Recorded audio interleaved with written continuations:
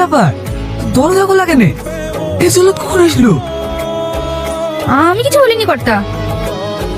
না না কর্তা, আমি আপনার সাথে শয়তানি শিখতে পারি, কিন্তু এত বড় মিথ্যাবাদী কাজ আমি করতে পারবো না। দেখো, যা হতে হয়ে গেছে, এখন তোর পক্ষে কিছু হবে না। তুই বোন একসাথে থাকবা। কে তুমি?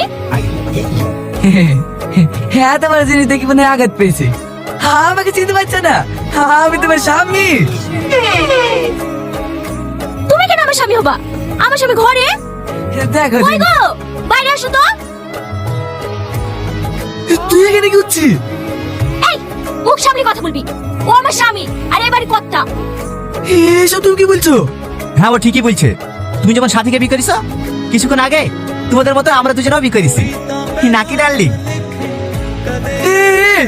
আমার বই গাড়ি থেকে হাঁটছো না।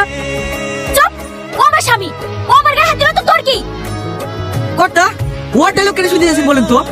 আপনি বিয়ে করছেন বলি ঘরে যাবেন, ও আমাদের মতো সংসার করবে, আপনি আপনার মতো সংসার করবেন। গিন্নি মামা নতুন বই থেকে সুন্দরী নাকি, তা আপনি আফসোস করছেন? চুপ, কাকে বলছিস?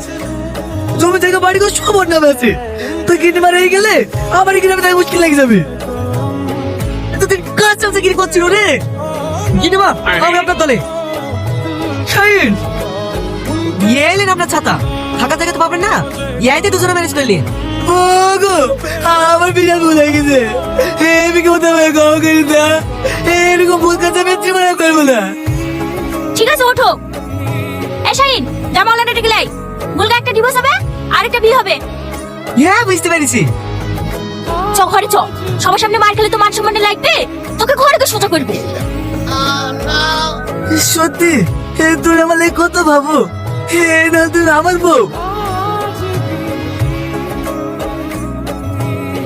অসম্ভবকে সম্ভব করেছে তো।